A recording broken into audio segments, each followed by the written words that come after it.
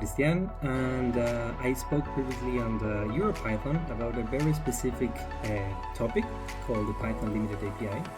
And what surprised me the most was that even though this is a very specific topic, still you get a lot of people that are interested in what you're talking.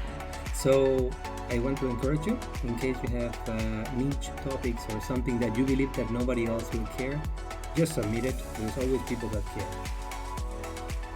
Hi everyone, I am Mia and I was a speaker at EuroPython 2 years ago where I spoke about the Python standard library.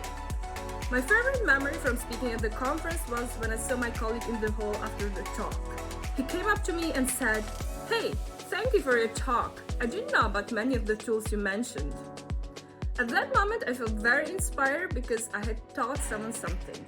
So I warmly recommend you to submit a proposal because sharing knowledge is so meaningful and public speaking so much fun. Hey there, I'm Rodrigo, and in 2024 I gave a talk about creating animations from first principles, and attending EuroPython has allowed me to meet different folks, well, essentially folks that are interested in Python and that are enthusiastic about it, but also more concretely, I was able to meet people that led me to new career opportunities. Nothing that I got on the spot, so it's not like I met someone, I shook their hand and I got a new job, but I did get 2 new career opportunities thanks to folks I met at EuroPython.